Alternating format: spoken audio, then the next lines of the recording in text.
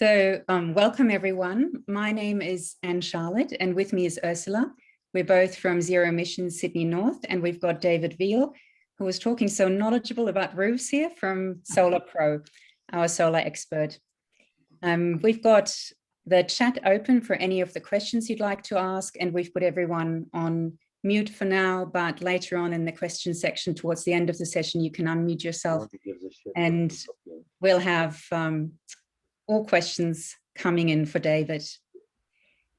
We'll have a brief look at what we're covering today on the next slide. We'll give you an overview of zero emissions, so you know what we do in the background to why we're running these sessions. And then we will look at two different ways you can reduce your electricity emissions to zero. The first one is a shortcut. It's just switching to a different power company. We'll cover that in a few minutes. And then the main session will be on rooftop solar, how it works, solar systems, as well as batteries. And towards the end, Ursula will briefly talk about our community giving fund, which is very exciting. And we've got some good news to share with you there. Now, briefly, Zero Emissions, who are we? We're a group of volunteers. We're operating as part of the Beyond Zero Emissions National Network. And there's a whole group of zero carbon communities across the nation, and we are one of the first in an urban setting. Our mission is to offer swift practical action on climate change, and that's really as a response to the desire in our community that we see very often, where people say, I really want to make a difference. What can I do on an individual level to do something about climate change? What could my contribution be? And it's a difficult, complex topic, but if you look at the pie chart we've got on the slide, you can see the majority of emissions in our area is coming from electricity. So this is the best place and the easiest place as well to start. And we're trying to enable our community to shift to renewable energy as fast as possible. And so we've designed our programs around that. We're working with the councils, with businesses, and with other local community groups. And the two partners we have chosen, commercial partners we've chosen, are simply a way to make it as easy as possible for you to follow through with your plans, because very often the first hurdle is who to go with, which company to choose. So we're offering a recommendation, but you're very welcome to just view this as an education session tonight and then do your own research and go with different companies. Now let's have a look at the first shortcut, switch power companies. We'll jump straight into the next slide with an overview of the current market. So the current market is dominated by three companies. They've got over 80% of market share, and their electricity generation is mainly through gas and coal. So they're one of the biggest carbon emitters in Australia, and their move and shift to renewable energy has been very slow.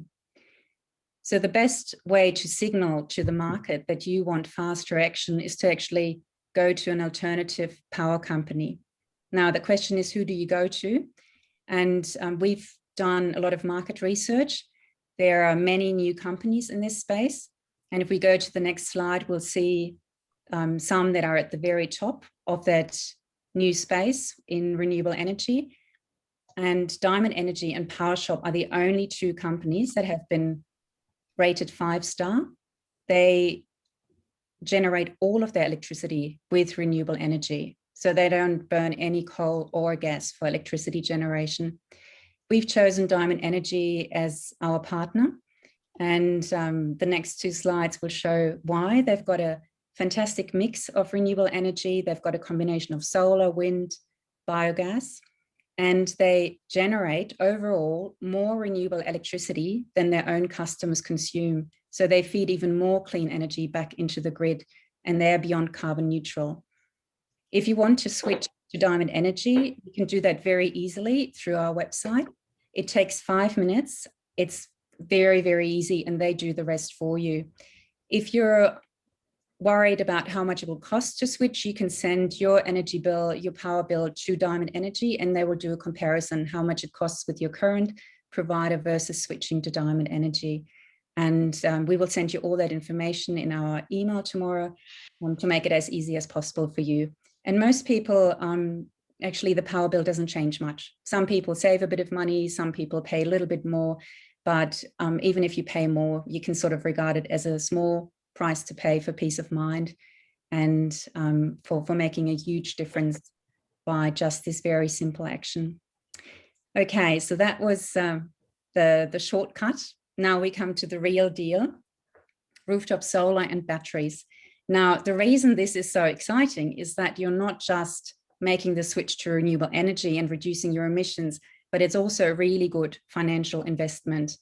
And this last year, I mean, David can probably back me up on that, has been a really good year for rooftop solar. At first with COVID, everybody thought, the industry would come to a standstill, but actually the opposite happened because people spent more time at home. They had more time to look at home improvements. And the more you work from home, the better is actually your payback on solar. So installation rates have gone through the roof. And this is fantastic to see. Now, overall, Australia has the highest rate of solar installation. 21% of homes already have solar in Australia. It's just that our area, sort of the lower North Shore and the Northern Beaches, are lagging behind a little bit with installation rates between 5 and 14%.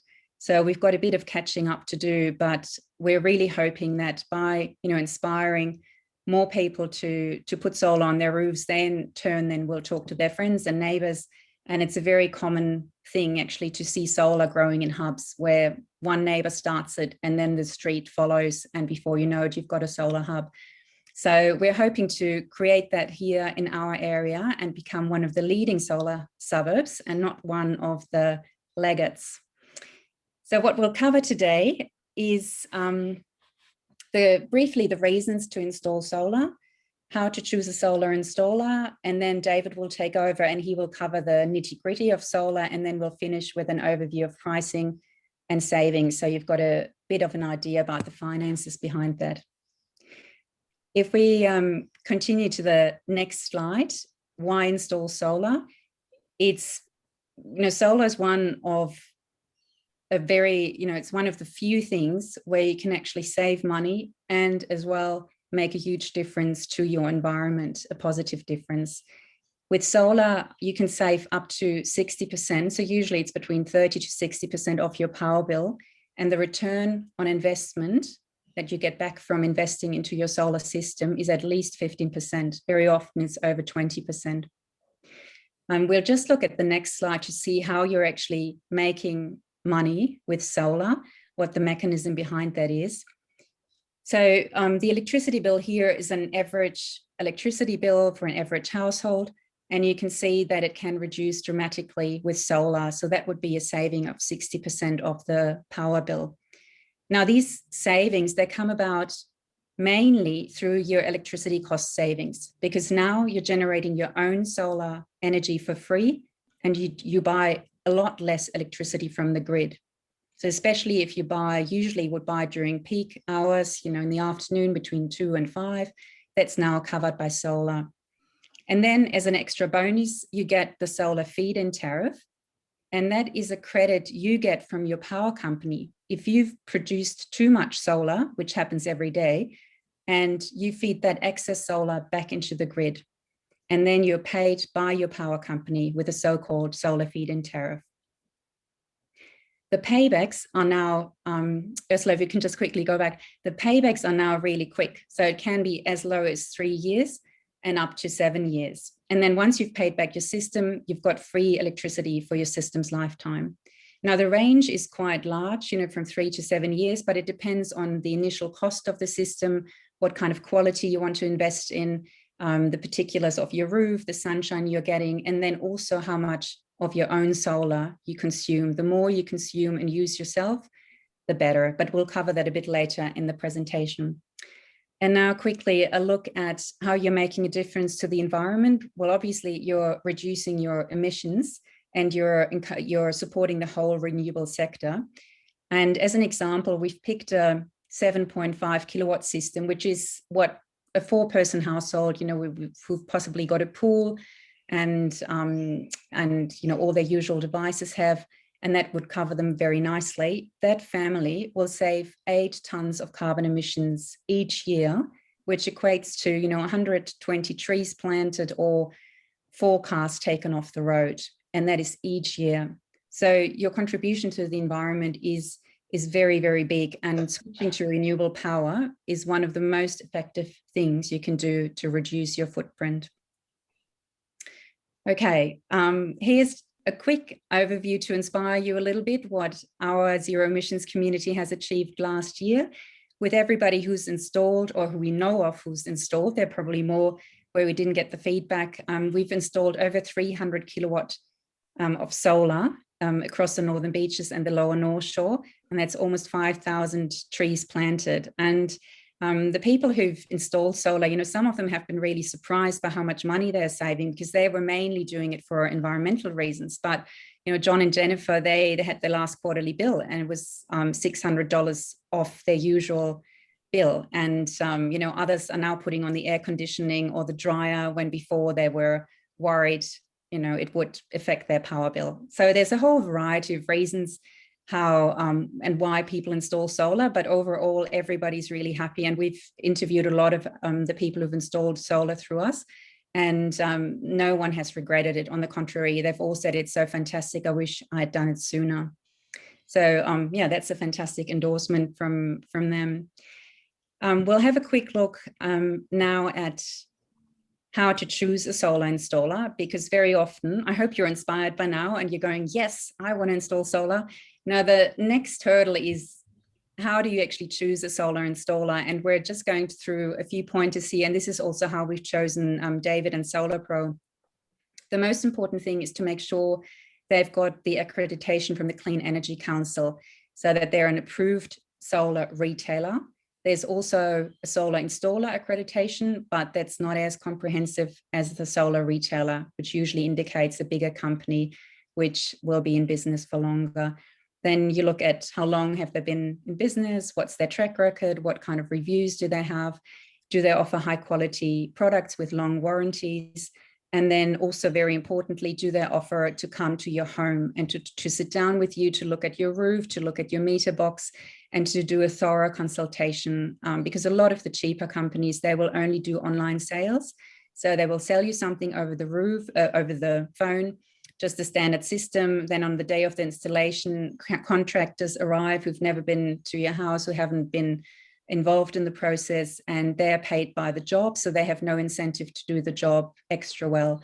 So with solar, it's really what you get, what you pay for. And that's why there are huge differences in the market between very, very cheap solar and more expensive solar. Now, we've done a lot of market research in our area. We wanted to find a good local installer that we were happy to recommend. And we've picked David from SolarPro. And as I said earlier, so we just want to make it easy for you to go ahead with your plan to put solar on your roof. You're welcome to go with SolarPro. You're welcome to get additional quotes. You're welcome to choose someone else at the end of the day. So our session today is about education. And with that in mind, I'll hand over to David. Thank you very much, David. Thanks for that, Ann-Charlott. That was lovely. It was nice to tick a few of those boxes on that last slide. So just very briefly, just about SolarPro. I'm not going to go on for a while, but basically we've been operating for 12 years up here in Allambie Heights. We do all sorts of solar electricity, solar pool heating, solar hot water, EV car charging, all these devices that we can put into solar systems now, because solar just isn't the same old thing it was 10 years ago. We employ 25 staff. We have our own in-house electricians. We've got our own in-house service desk. So if there's problems, and, problems do come up, we're not installing a microwave oven. It's a complex system. So it's very important to have a service desk, we believe, with a couple of people looking after that. And we've installed over it's actually around about 4,500 systems around this area now, and we really believe in looking after the customer all the way through. So we have a showroom as well up here in Allambie, which you're more than welcome to come and see solar systems working, feel and touch batteries. We've got 4 batteries on display, as well as a whole bunch of solar panels and so forth. So An appointment's best with that, by the way. There's sales. We have a few salespeople. They're in and out all the time, but that's certainly one way that some people like to delve into solar to begin with, and they're not feeling threatened by someone coming in their home. So that's SolarPro. That's what we do, and we're happy to be here and be a part of zero emissions, because it's we're all working for the same thing. Okay, so how does solar work? Well, we've all seen solar panels, right? Solar panels are the obvious part of the solar system. They sit on the roof and they create what we call a direct current. And they create that by, a chemical reaction with inside the solar panel from opposing silicon wafers that are in there. The problem with a direct current electricity, we don't use that in our house. We use an alternating current. So we need to wire the solar panels down to an inverter on the wall. So seen here is number 2. And then the DC current goes in there, it gets converted and flipped over to an alternating current, which then gets brought up to a 230, 240 volts. And then that gets put back into the meter. And the meter, which is owned by your energy retailer, that is where the decision is made on which way the solar goes. Okay, so if you've got a load on in the house, meaning an appliance or something like that turned on in the house, well, the solar will, in this case, go directly down the line and straight into the house and feed that load first. If the load is satisfied and it doesn't need any more, the rest of it will go up in this meter and go out onto the grid. And once it goes out onto the grid, it'll then be, you'll then receive a modest feed-in tariff for the power that goes out. It's not a one-for-one. I think there's a little bit more information on the feed-in tariff a little bit later. But quite simply, this process all happens without you having to think about it or without you having to do it. It all works on the load in the house. So on this slide also, we've got a battery sitting down there is number 4.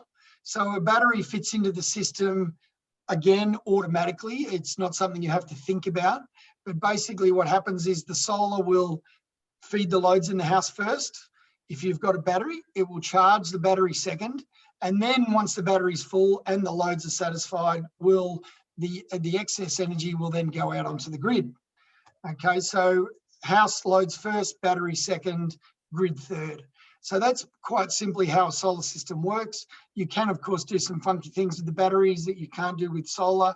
And just so you know, if you don't have a battery and the grid goes down, you will lose the power in your house. A lot of people are quite surprised with that because they've spent all that money on those lovely solar panels and the grid goes down and it does shut down, and it does that simply to protect the linesmen that may be working on the lines out the front.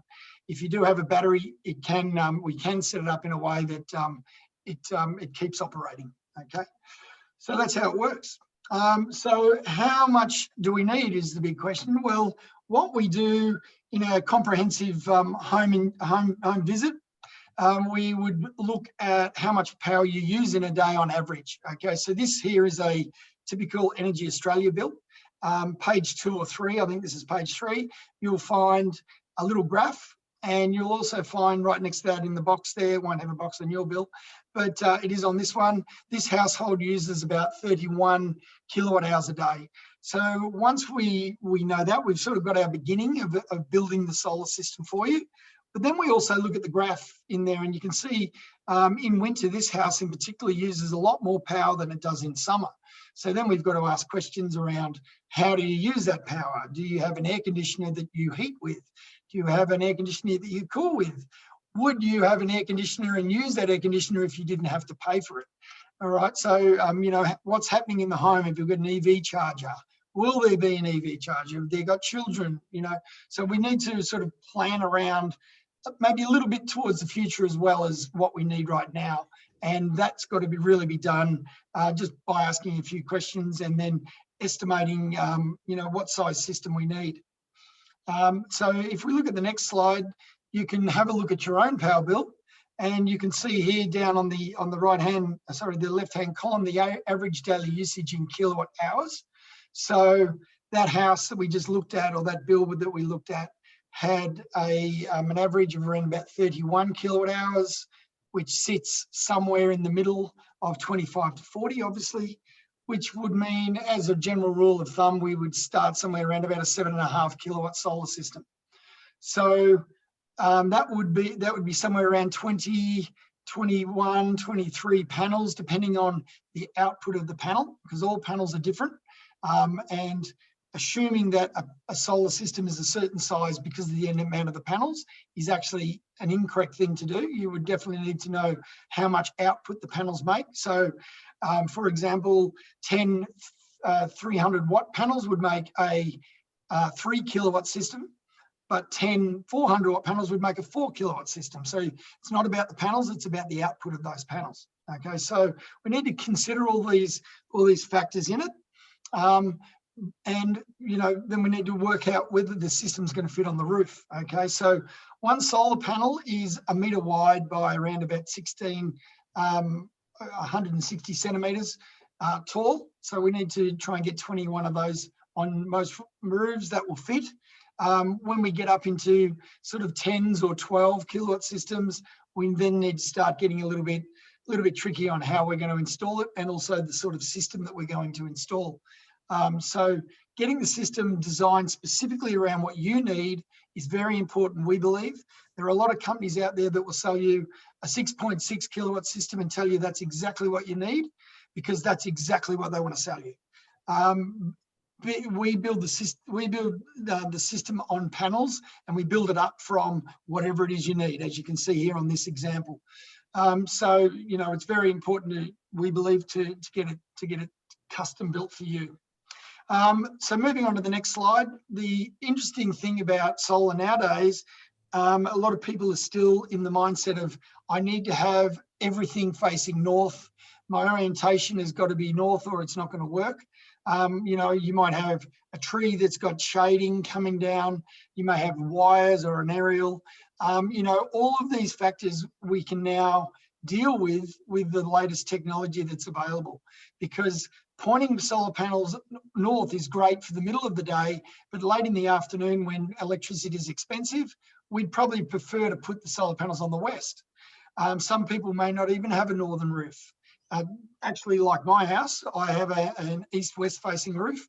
So I have panels on the east and I have panels on the west. So it serves me in the morning when I turn the blender on for the smoothie.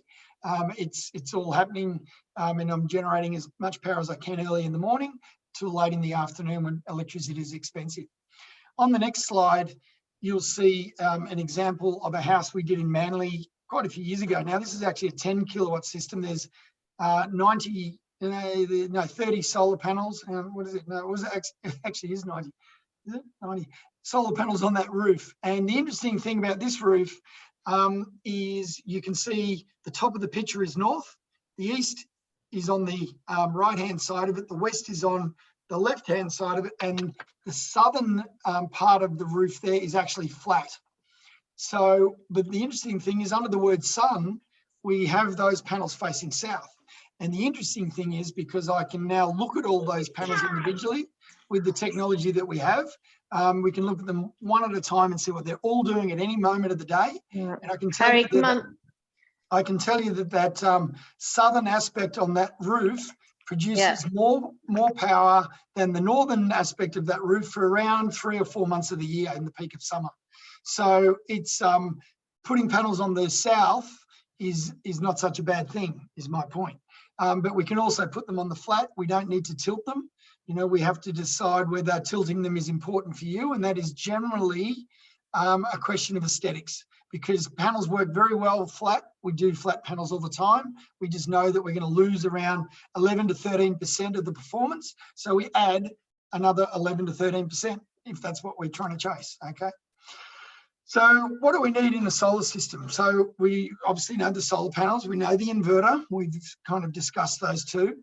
But one thing that is very important, and it's great that the Zero Emissions are bringing this subject up, is the fact that most systems won't be quoted with, but in my opinion, it is super important to have the consumption monitor.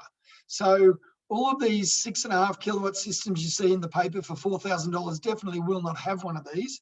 And this monitor, what it does is it shows you how much power you're exporting to the grid when you're making too much, or how much you're importing from the grid when you're when you're not making enough. It also shows you how much you're consuming from what you're generating.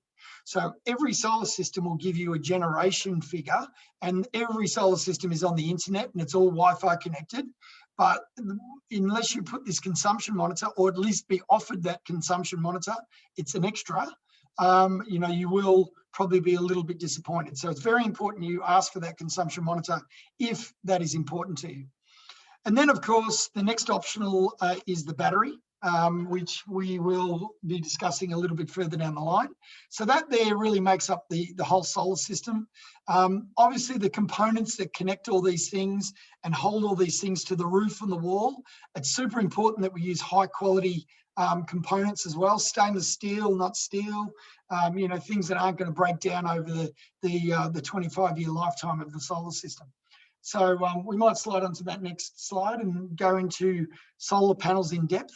Okay, so what we've done to try and take a bit of confusion out of this is put together some offerings and to give you a bit of education on that along the way about, we've chosen like a good, better, best scenario. Okay, so what's important with solar panels, in my opinion now, really is warranty. Yeah, I'm just on a conference, Gal. Okay, thanks, Gal. So, yeah, it's really about the warranty. 10 years ago, I would have been really talking about panel efficiency and that sort of thing. But warranty is very, very important now. There's been over 380 solar panel manufacturers leave Australia. So they've come, they've put panels on roofs, and they left Australia. And when they leave, along goes your warranty with it. So it's very important that you choose a company that's going to be here for the long haul, that they're going to support the warranty that they're offering. And a lot of that comes around to the country of origin, and also local support, making sure that they've got an office somewhere in Australia. Great if it's in Sydney, somewhere where you can go if there is an issue. Okay, so that's super important. So what we've chosen here is on our good side, it's a Chinese panel made in China. They've called it Canadian solar, so do not be fooled. There's a bit of that going on in the industry. But this panel is a good, solid entry-level panel. It's got a 12-year product warranty. Now, one thing about warranties on solar panels, which is a buyer beware, all solar panels have got a 25-year performance warranty on one hand, but they also have got a product warranty on the other hand. Now, if the product warranty, like this panel, for example, has got a 12-year product warranty but a 25-year performance warranty, the performance warranty seems to be what most of the companies hang their hat on, but the performance warranty doesn't mean anything if the 12-year product warranty fails at 13 years. Okay, so really the product warranty is all I'm going to be talking about, because it's really the important part of the whole panel, holding it together. So this entry level's got a 12-year product warranty. Okay, Canadian Solar have been around for a long time. They're a very good, solid, good solid company. We've installed hundreds of them, so they're a good buy. Into our next section, we've got the better. So this is an LG product. This product is actually exclusive to the LG dealer network, of which we're involved in. And this panel is it's also a Chinese-made panel, and these guys have put a 15-year product warranty on that. So when we open the pallet and we're peeling these panels out, we're really getting the feeling that these panels are made in the same high quality that the LG panels that are made in Korea are made in as well.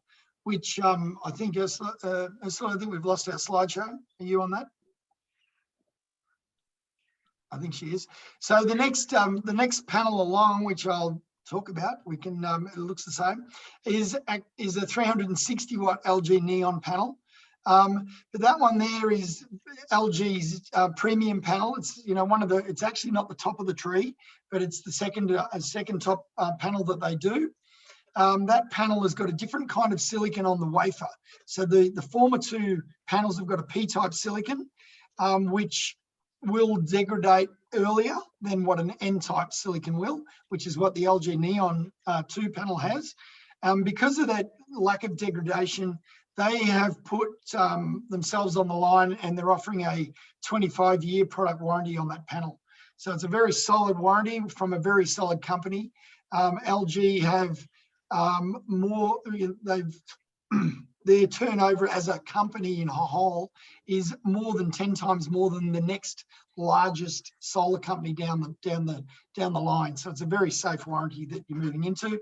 And if you jump onto Choice magazine or any of those, in fact, Choice put the LG solar panel on their own roof after extensive research into solar panels. So it's a very safe product, a very good one. It's 95% of what we sell actually is the LG panel, just because people want to feel good about it. Of course, there are other high quality panels like these on the market, and you will find other panels out there with a 25-year product warranty as well. And you will find that most of those will have an N-type silicon on them as well. There's brands like SunPower, REC do a good one, Wanako. There's a couple of brands out there that do it, but you know, you'd have to find those elsewhere. So we might move into the next section, which is the inverter. Basically, the inverter efficiency is important. Where the inverter's made is important. The warranty on the inverter is also super important. Most inverters out in the marketplace now have got a 5-year warranty. Certainly if it's some that comes out of China, it would have a 5-year warranty. A lot of the European inverters are now coming out with a sort of a 5-year warranty, or if you register it online, you'll get another 5 years. The brand that we tend to use most of the time is a brand called SolarEdge. The SolarEdge inverter warranty is 12 years. So it's one of the longer warranties on the market. They also use another device up under the solar panel, which is called a power optimizer, which has a 25-year warranty on it. So, you know, this manufacturer, SolarEdge, is the largest manufacturer in the world now of solar inverters. So it's a very trusted and tried product. I've been using it myself for around about 11 years, and I have one on my own house. In fact, I'm renovating my house at the moment. I'm putting another 2 of those inverters on my house with a new solar system. We also have one of those systems on our showroom and warehouse roof here in Alambia as well. So very, very good, solid product. And it's got a different technology than most of the solar systems you'll see. Most are called string, and string is an older technology. If we move on to that next slide, that would be great. So the string technology is simply wired up differently. If you look here on the left-hand side, you'll see every panel is interlinked to each other, so they all daisy chain like the old-fashioned Christmas tree lights. The great thing about that is they're cheap. There's a lot less components in the system. The downside is if we have trees or we've got multiple aspects, we start having disadvantages by using a string system, because all the panels have to be facing the one way, all the panels have to be without shade on them. As soon as one panel's shaded, they're all affected by it. As soon as one panel fails, they're all going to be affected by the failed panel. So that's why we moved over to the optimized system, which is the system that was on the right there. So you can see the inverter wires up to a power optimizer that sits underneath every solar panel. And for the want of a better word, every panel is working individually. Okay, so one can be covered in bird droppings and bat droppings right next to one that isn't, and it won't get affected by it. So these are the little devices that have got a 25-year warranty. The great thing about the power optimizer is we can put panels all over the roof, north, south, east, west, flat. With a string system, we've got, with one inverter, we may have 2 different aspects we can use. With the optimizer, we can load it up with, well, you know, the whole thing on different aspects. It's not a problem. So it's a great opportunity to step into something modern, and that's really what modern solar is about. With that system as well, we can add in consumption data like this, which, you know, that meter we were talking about a minute ago. This is how it's presented to you on an iPhone app. If you look at the graph itself, you'll see the red line there is the grid. when you're buying it in from the grid at midnight, you'll see about 7 in the morning, the sun comes up and we get that beautiful little green bell, what we call a bell curve. It looks like a bell, peaks in the middle of the day and then drops off. This house hasn't got a battery. So as soon as the sun goes down, the solar stops and they're back on the grid again. So, you get all these, all that with that consumption data. Most consumption monitors, you're looking around $450 to around about $700, depending on the system and how many phases your house is and that sort of thing. But highly recommend it. Certainly if it's a battery is something you want to move into further down the road, because we can look back retrospectively and get all the data on how much you use, how much you generate, whether you need more panels, what size battery you need. So a lot of great information comes out of putting one of those meters in. I believe we're going to have a bit of a chat about batteries. 2 seconds. Is anyone got a question maybe on that one? Ann-Charlott, have we got time for a question on solar? Yeah, I think, thank you, David, and thanks everyone for coping with our internet issues. I think Mossman is the valley of death for internet. But yeah, if you have, maybe we'll take a little bit of a break now. And if you've got questions on what you've just heard, especially, panels, inverters, roof sizing, anything, if you can either put it in the chat, or if you want to unmute yourself and ask David directly, please let us know. The one thing I wanted to ask, because we've had a couple of questions about that recently, is about with a roof pitch. So if your roof is very steep, how does that work in terms of installation, David? Well, the problem is when you start getting over 30 degrees, it starts getting, dangerous, and it also starts getting very slow. So our policy is we don't get on a roof anything over 34 degrees. We would want a scaffold around the building, which a scaffold is $3,000 up, depending on how big we're looking. But between 30 and 34 degrees, we put an extra fee on for the steep roof fee. Sometimes those jobs actually take 2 days, which would normally take 1 day. So it is an issue, and it certainly around the Mossman area there's a lot of steeper roofs. Valgalla Heights, there's a lot of older houses that have got some steeper roofs, but look, it's not very often we have to walk away from it, but it has happened as well. Okay, thanks, David. We've got 2 questions which we might cover and then move on. One question is, how does solar work on a day like today when it's fairly overcast? Does it still generate any electricity, or how does it impact the system? Yeah, well, when it's cloudy and raining, you're looking at around about maybe 1/4 to 1/3 of normal generation. So it's this has been a terrible summer for solar, but it is what it is. We can't do much about that, but it does reduce around about those sort of figures. Okay, and then one more question from Tom. We have a flat roof with waterproof membrane. How can we affix panels to this roof? Well, it all depends on how old the membrane is. The technique that we prefer is drilling through the membrane and getting it remembraned. We've done it on hundreds of roofs. It all depends on the waterproofer and his integrity of the penetrations that we do for the studs. We drill in stainless steel studs into the roof and fix to that. And then the waterproofing company would come in after us, reseal it, and then we return a few weeks later and then put the solar frame onto those studs and fix it that way. Okay, great, thanks. We might, Tom, if you want to stay on after the presentation, we can chat a bit more about your particular roof.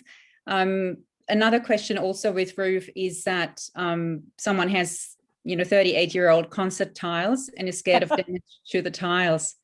What's the go there? What sort of tiles? Concrete. Oh, concrete. I just thought concert. I've never heard that before. Sorry, that's my silly typing. Sorry. No, yeah, I thought we had just discovered a new type of tiling. So, yeah, I know. I was about to go out and buy shares. Yes, But very. yeah, concrete tiles are bread and butter. They're everyday tiles for us. So Oh, basically, we what we do, we don't drill through the tile. We never drill through a roof tile. We actually slide the tile up. We then put it's like a bent hook, if you like. We call it a tile hook, and then we put that in, and we fix down to the wooden rafter underneath the tile in your substructure underneath your roof, and then we slide the tile back down on top of that bent tile hook. And so we've not penetrated the tile. The weight of the solar system is actually sitting on the rafters, not on the tiles itself. Okay, and one last question before we move on, and I think that's quite relevant to a few people as well. So someone has already got an older system, a smaller system, 1.5 kilowatt, which was installed in 2011. And I think there's quite a few of us. I've also got a smaller, older system. Can you simply add more panels to it, especially if it's, in this case, it's on the southern side, second story roof? Good question. How does it work with adding panels to an old system? Yeah, so we don't add panels to that system.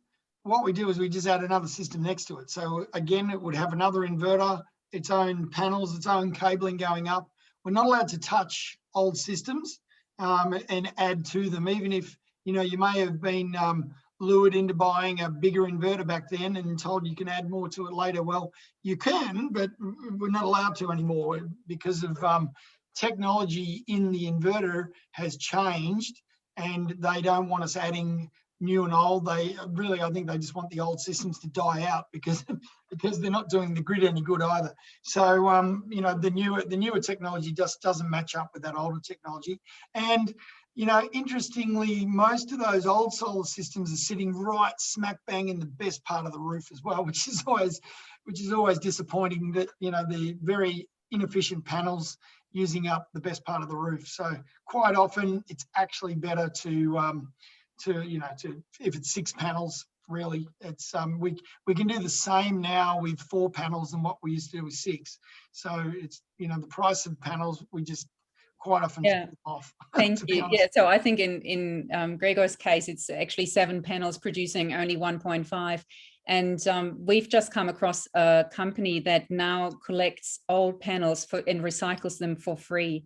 So usually you have to pay a fee for that, but there's a company based on the North Shore, and they, when you get them off the roof, they will collect your panels for free. So possibly David's company could take them off, and then that company could take them away for free, and you could install a new solar system because you've probably paid off your old system. You know, you've achieved payback, and they've done their job. Now, your next question was about batteries, and that's great because we're going to jump into the battery part now. And then at the end of the presentation, we'll take questions on batteries as well, and any more solar questions you've had. Thank you. And back to you, David. Fantastic, thanks. So batteries, yeah, look, batteries are a real hot topic at the moment. Everyone likes to talk about them. Everyone I know wants one. I'm lucky enough to have one in my house. They're a great thing. We're probably installing 3 to 5 a week now. It's really sort of taking off. So the attachment rate is somewhere around sort of 15%, something like that. So, you know, it's kind of improving. But you know, one objection that people ask about is, or they're waiting for something to happen. You know, they're waiting for battery technology to improve, or they're waiting for the prices to come down. You know, that's a big issue for a lot of people. But I can tell you now, you know, the people that were waiting 2 years ago, who are still waiting, it's just cost them about $3,000 because price of batteries has only gone up, and it keeps going up. It just went up again. Well, in fact, it went up in December, and it just went up again in January. So that's the Tesla anyway, but generally the market follows the Tesla. So, you know, the cost of waiting really is more expensive than the cost of putting one in, if you're going to put one in eventually anyway. You know, the argument about waiting for technology to mature, well, the really awesome thing about the technology that we're installing is the battery is just a blob of lithium, but we're also installing a thing called a gateway next to it, where it's essentially a computer with a contactor in it. And just like the Tesla car, you've probably heard of someone who may have a Tesla car and they got in it one day and all of a sudden it drove faster because there was a firmware upgrade. These are the sort of things that happen with the battery gateway as well. So you can wake up and have not just firmware upgrades, but it will actually update functionality as well. So there's now been 2 over-the-air functions that have been put into this battery in particular that weren't in it when you bought it 2 years ago. But you've now got a 2-year-old battery, but it's got that technology in it. So technology is moving along with the products. The product is just the product, and then the battery and the computer behind it is driving all this technology into it. So why would you put a battery in? Like they're expensive, right? They are expensive. You're looking at sort of $15,000 for one now. So, you've got to really want one. So, the number one is, a battery like that's going to save you around a couple of $1,000s a year. So there's a financial saving. One of the greatest advantages of the battery, and it's not until you're out of power in the house for a couple of days where you realize the importance of having battery backup and how great that is. But what I will caveat that with is make sure when you are talking to someone about a battery, if you are talking to someone, you talk about backup, because not every battery has a backup function in it. And a backup function is simply something that clicks over and turns either a circuit or the house on when the grid shuts down in a storm, or maybe even in a heat wave, is generally where the grid goes down. So the backup is something to discuss and certainly put on your list there to make sure you ask, what sort of backup do I get with it? How long is the backup? Like, for example, we've got 4 batteries in our showroom. One of the batteries doesn't have backup at all. Okay, all it does is saves you money. 2 of the other batteries have got a circuit backup, so we just wire in a circuit. So you might have a few lights on it, maybe a few power points, probably your internet, maybe your security system hooked up to it. And then we've got another battery that'll back up the whole house. So they're very different. Be sure to ask for battery backup if that's important to you. Okay. The environmental benefits are vast. You've got you're now using more of your solar energy. Okay, so for example, my battery at my house I've got a Tesla. It's 13.5 kilowatt hours of storage, but on average, I move around about 19 kilowatt hours a day of energy through that battery. So I'm not just filling it and draining it, it's filling it, draining it, filling it, draining it, filling it. And, I've got power moving through it during the day, which is all solar power. So I'm now utilizing 19 odd kilowatt hours a day extra from what on top of I'm using to run the house anyway, because that's what that really is. So getting more solar power coming through the house is vital. Also now you can join a VPP or a virtual power plant. They're popping up left, right and center. We're just aligning ourselves at the moment with the company of choice for us. And a virtual power plant is quite simply a company that manages batteries. They will come into your battery, take some power out of that battery when they want it. They'll pay you handsomely for that power. But what this does is it assists the grid. When we don't have enough power, they can extract power out to stop things like blackouts happening when the grid is stressed and that sort of thing. So, again, that's environmental. That's a nice feel-good thing to be able to do. Also, the company that we're looking into is actually going to enhance the functionality of our battery. So what they add into the battery system is a way where we can now have the battery learning about how we live. It knows what time of the day we get up. It knows that we need extra power then. It knows the weather. It knows that tomorrow it's going to rain. And normally you would use 20 kilowatt hours. You're not going to get that out of the sun. So it's going to draw it off the grid in the morning when it's off peak power and fill the battery up to a certain point to make sure that you can get through the day with the cheapest possible way you can. So, you know, this is great technology that we you know, this isn't tomorrow, this is happening right now. It's happening at my house. So you know, this is, it's very exciting, and there's nothing better than having a battery on. It does feel exceptionally good. So I highly recommend them. So what are you looking for in a battery? Obviously price is important, but what's important, most important, is how much energy that battery is going to store and how much it's going to actually give you. So the kilowatt hours in storage, if you look down on the bottom, you'll see two batteries that we're talking about. We've got the LG CAM battery. That's got 9.3 kilowatt hours of usable energy in it. The Tesla Powerwall's got 13.5 kilowatt hours of usable energy in it. I would like to take this opportunity to say to people, that is one of the most important things about a battery, because there are companies out there, a little bit unscrupulous, if you like, who are running around selling maybe a 2 kilowatt hour battery, a very small battery, for something like $5,000 or $6,000. So when we look at it per kilowatt hour, that's how we work out how much a battery is worth, or how much it really costs you.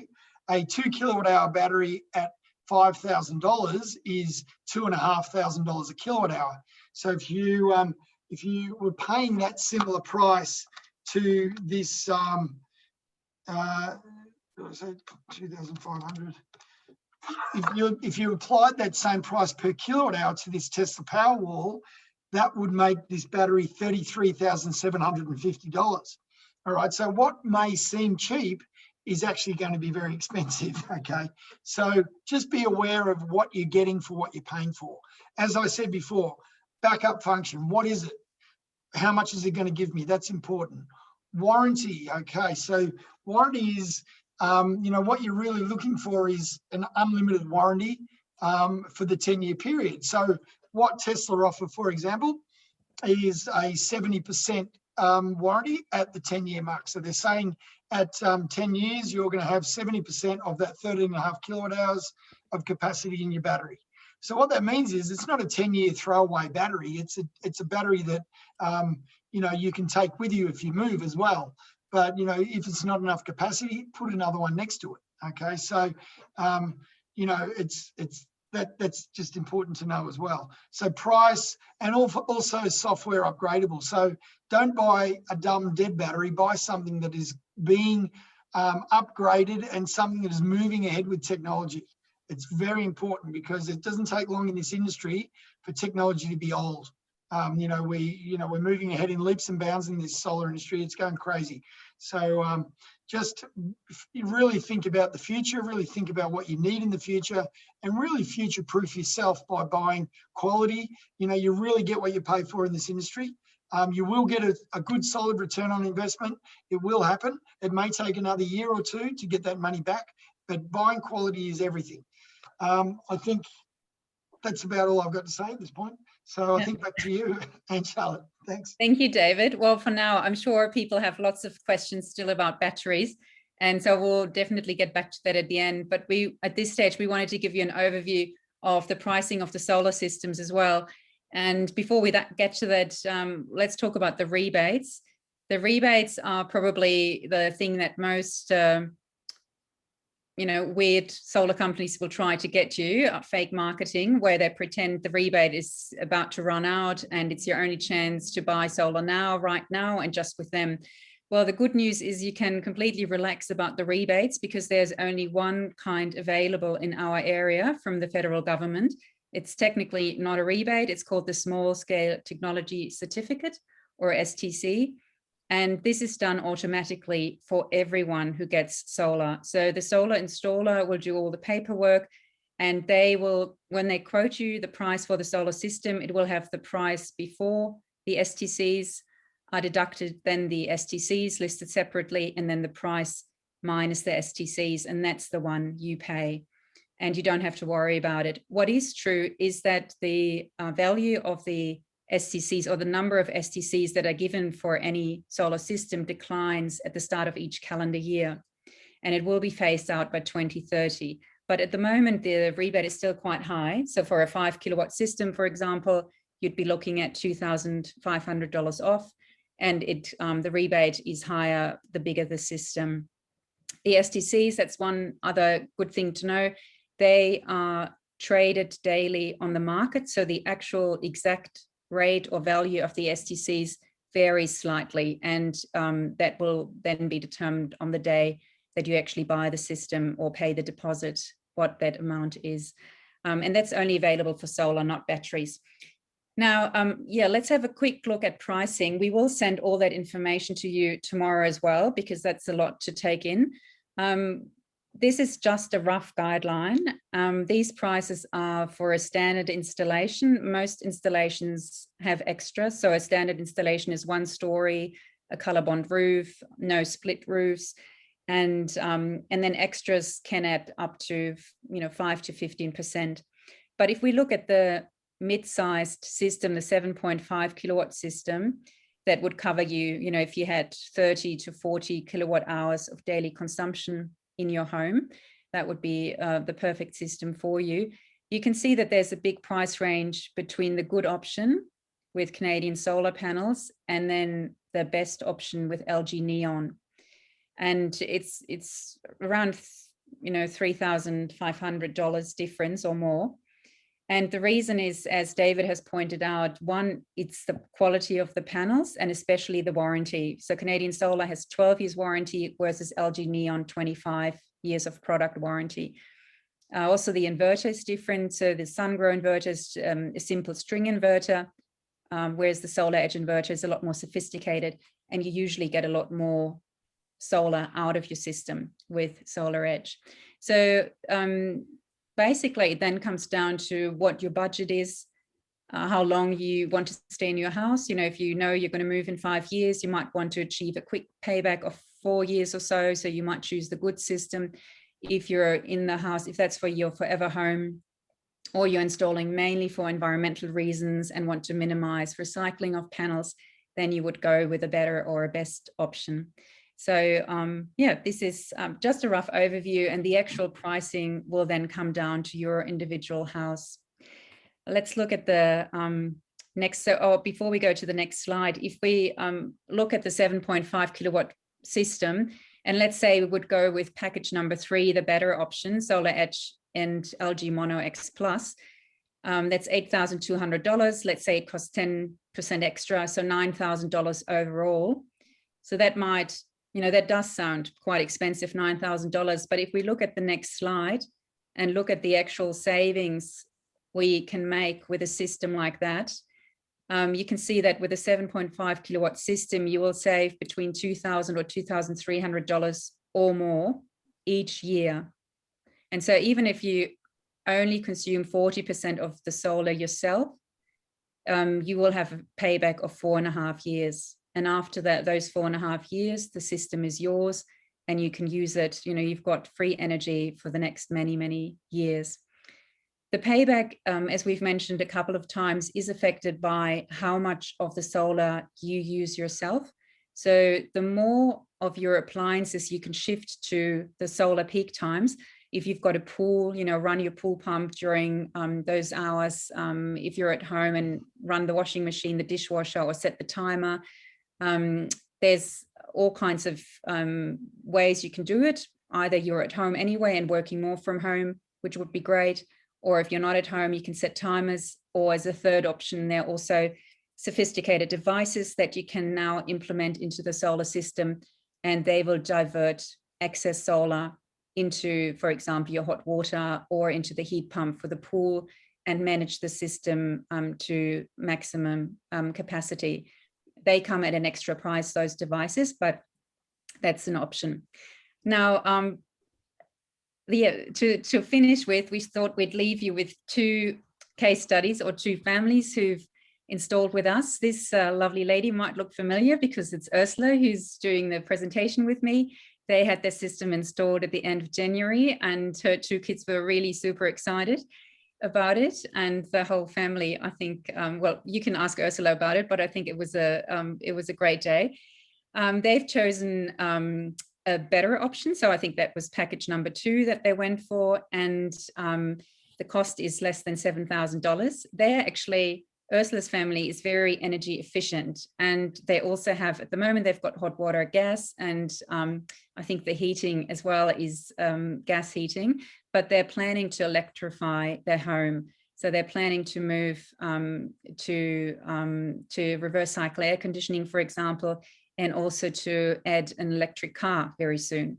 So with that in mind, they've actually oversized their system and installed more than they need at the moment. And so at the moment, the payback looks to be 5 years, but once they've converted from gas to electricity, the payback will come down a lot more. And they're saving, you know, almost 7 tons of CO2, which is fantastic. Now, our next family is, you saw them briefly earlier, Kate and Paul. They've gone all out. They've installed a very large system, and they've also got a Tesla battery, and they've bought the best package. They are producing, and then you can see how big the range is. In winter, they're producing around 25 kilowatt hours per day, and in summer, over 70 kilowatt hours sometimes. And their payback is estimated to be around 8 years. So that's a bit longer than the usual solar system only paybacks. And that is because of the battery, because batteries will blow out your payback if you add a battery. But as David explained, there are all kinds of other benefits of having a battery. And Paul and Kate, they purposely, again, wanted to overinstall to offset emissions from their lifestyle in general. And they are very happy to feed back into the grid. And as a very nice side effect, their last energy bill or their spring energy bill, they actually had a credit of $30 and didn't have to pay anything at all. So yeah, that's them. And we will finish the solar section with next steps. Where do you go from here? If you're interested, you can contact SolarPro to get an exact quote, to get them to come to your home. And ideally, you'd go through our website, because then SolarPro, David's team, will know that you're coming through us. And I'll just have to flag, you know, most likely you won't see David, but you will see some of his great staff and his team who are coming out and visiting you. And they will usually offer you 2 different systems for different budget options, and you can choose which one suits your situation better. Then you decide how you pay, whether that's upfront, redrawing your mortgage, or taking out a loan. And even if you do have to take out a loan, solar is still a good investment. So that's an option you can discuss with SolarPro as well, because they offer the 0 upfront green loans. And then finally, you pay a deposit and you schedule your installation. And I think, David, what's the time at the moment between paying deposit and having solar installed? Well, we're sort of caught up. There was a lot of COVID stuff and weather, so we're sort of around about 3 weeks at the moment. So yeah, oh, that's not too bad. Okay, yep. So 3 weeks until you have your solar installed. And then once that's all done, then it's usually a good time also to look at your power company and see if you might want to switch to a solar friendly power company like Diamond Energy or PowerShop. They're both very good. And again, you can, if you want to switch to Diamond, you can do that through our website. And I'll now hand over to Ursula to finish off with our community giving fund, and then we'll have questions at the end. Thank you. Thank you so much, everyone, for joining us. In some ways, we've saved the best till last in terms of what you're now part of. So as we've mentioned, we have the relationships with trusted partners. They pay us a small thank you commission. And what we're doing with that thank you payment is one thing we particularly wanted to do was be forming a community, and as well as helping ourselves, trying to help other people in our community. So with the thank you payments, we're saving up and we're going to put solar on local charities. We've already worked out our first one. They use a whole lot of power during the day. So we're going to pay for a really good solar system on their roof. It's going to save them significantly each quarter, and all of the savings will be put back into their programs. It's a kind of day program which helps in quite a few people in our North Shore and Northern Beaches community. So we're incredibly glad to be doing that. We're looking forward to being able to announce that soon.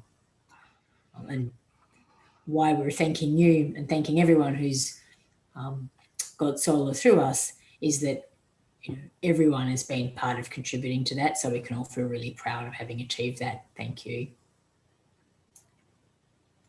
And then if you've got this, you might be well on your journey to lower emissions and sustainability, or you might be looking for more information. Please stay in touch with us. There's heaps of ways to do it. Our website has a lot of information about different things that you can do. For example, electric vehicles, electric bikes, zero emissions schools, and how you can invest your money, among other things. So check out our website. Come join us on social media. We've got a Facebook, LinkedIn, Instagram, Twitter, and also you're now signed up to our newsletter, which has great regular information about local sustainability and other events, and also some national and international news as well. What else are we doing to help people reduce emissions? We're looking at electric vehicles. So one thing we're doing is working on a Sydney electric vehicle bulk buy. And there's great ways to buy brand new, shiny, exciting EVs. What we're doing is helping with a bulk buy for recent model EVs imported from Japan. And the prices are ranging from about 20,000 to 50,000. So we're really excited that we're just opening up this whole new price bracket around the $20,000 and $30,000 mark. So jump on the website and pop your name down if you're interested in that. And now over to questions. And once again, thank you so much. We really appreciate you joining us. Really appreciate you being part of reducing emissions. Thank you. Yes, I think if you want to unmute yourself, if you have a question, you're welcome to ask directly. Otherwise, we can continue with the chat. And there was actually one question concerning batteries, David, that might be one for you, about the potential for car batteries to be used in the home. And I think, as far as I know, that technology is not suitable, or it's not being used in Australia yet. What's the latest information on that? Yeah, there's a lot of infrastructure that has to go in for the house for that sort of thing. You've got to literally find a way to turn the house off from the grid to do it. So to do it, you'd need a lot of load. So you'd probably need a few other batteries in the house as well to sustain the load that you want. So it sounds great and everyone likes talking about it, but the reality of it is it's very complex to do. I've spoken with quite a few people about it, and they think it's we're still a fair way off getting to that point. Yeah. Are there any other questions? I know that from the sign-in, a couple of people were signing in who live in apartment blocks. Apartments can have solar, but it's a bit more complex. I'm going to put a link in our chat which has information on Strata, and we're actually going to run another solar webinar, particularly for apartment owners in May. So I'll put that information in the chat. But are there any other questions? I saw the comment that someone put in, or it was Gregor, I think, who had already the 1.5 kilowatt system, and he had pigeons underneath his solar panels, and they had to make sure that issue was fixed. David, how often does that happen, that you would have something living under? Is that quite rare, or? Yeah, it is rare. Look, I've got a customer down on DY Beach who he's a lovely old guy, but he lives right there on the beach, and he lives on top of a shop, and his solar panels are, he spends his whole life trying to get rid of these pigeons, but he had pigeons before the solar was installed. I think with pigeons, you've really got to keep onto them and get the hose out as soon as you see one sitting up there. They're creatures of habit and they keep coming back.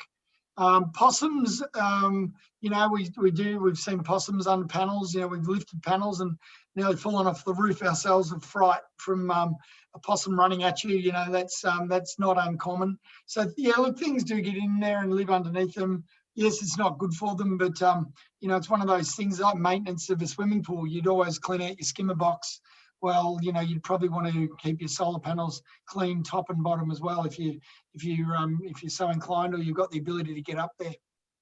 Yeah, but I mean, I think with possums, you know, I've just read Sue's comment about, you know, possum problems. We've got 8 ringtail possums who are playing havoc in our backyard, but, you know, we've had solar panels for almost 10 years now and they're fine. So, you know, I think it does happen, but I think generally it's not a problem. There's one really important question, which was also in the news recently with solar panels and fire, but this one is specifically, is there a risk of solar panels or its wiring catching fire during a heat wave or bushfire? It's not really a heat wave issue, and it's not really a bushfire issue. It's an installer error. Okay, so it's a combination of two things. It's the equipment they're using. There's a lot of cheap junk on the market, as there is in every industry. So really, you know, keeping away from that is super important.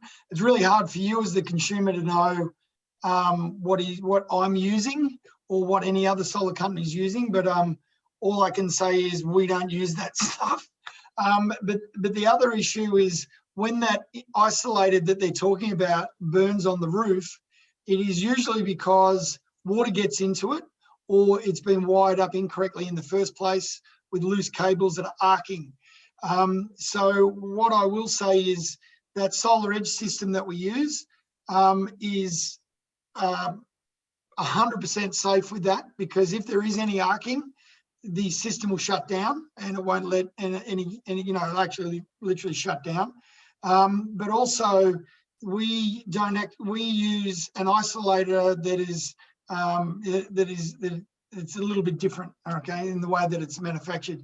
So you just need to make sure that that the company is putting this isolator on correctly, which is a little bit hard for the home consumer. But generally speaking, with the amount of solar systems that are out there, you know, there's been a couple of fires. I would say there's probably been more fires with air conditioners than what there has with solar systems. It's very safe. You know, there's just been a few unfortunate incidences of late, and the media has grabbed hold of it and beefed it up a lot. You know, the amount of solar systems that get installed every day, the numbers are you know, negligible, minimal. Okay, thanks, David. There's another question which might be relevant for a few others who've got a pool. If you want to heat a pool with the solar you're generating on your roof, how many kilowatt hours would you add to the average consumption? Do you have a sort of Well, it depends on the heat pump and what size heat pump it is. So some heat pumps will only use 2 kilowatts and some will use 5. So we generally, as a rule, sort of try to, you know, get around about 40% more PV on there. With the, you know, with something like a 3-4 kilowatt system, we'd probably add, you know, maybe another 4 kilowatts, to be honest. So you do want a bit more, but it all depends on, you know, when and how long you want to heat that pool. So if you're buying a heat pump because you want to swim all year round, well, that's a different answer to the one I just gave you. You know, you'd want to be putting more on there. Is it going to be, we've now got devices that we can control the heat pump with from the solar system. So we can actually say to the heat pump, don't come on until there's enough solar being generated to fuel you. So, you know, if we're doing that, well, we're probably going to want to put another 1 or 2 kilowatts on there for the luxury of being able to do that. So really, it's very specific to each home. And, you know, we've got the advantage here of we actually do heat pumps and we do these combinations. You know, we've been heating pools for 10 years. So it's part of the sort of the way that we operate. We can do the whole package, you know, and get it right. Okay, thanks, David. We've had a question from Asim as well. He seems to have a very low energy consumption. Fantastic, Asim, that's great. The question is, when you have a daily consumption under 10 kilowatt hours, is it then still cost effective to install a solar system, or would that take too long? The system would probably be quite small. Is there a guideline when does it make sense to install a system? Well, it all depends on what time of day a sim is using the electricity. If it's 10 kilowatt, you know, if you're using 2 kilowatt hours during the day and 8 at night, I'd say save your money and go on a holiday to Fiji. But if you're using all that power during the day, it might make sense. 10 kilowatt hours, you're borderline. If it was half during the day and half at night, I'd probably still say no, go to Fiji instead. That's what I'd say.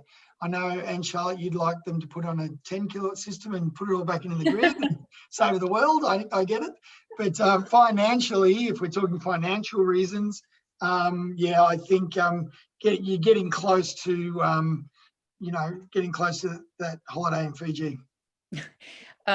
Okay, and then a question about the recent trial, the community battery that Ausgrid put in Beacon Hill.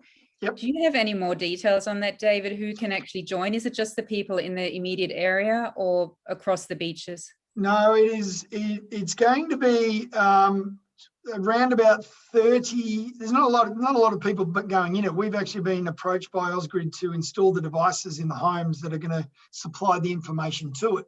And they're very, they're going to be setting up these things around, and it's not going to be a lot of people using it. There's only going to be 30 odd using it in the trial period, the initial trial period.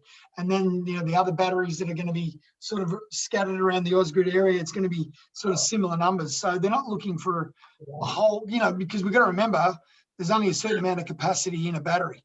So, you can't put everyone on that one battery. The batteries, not the big batteries.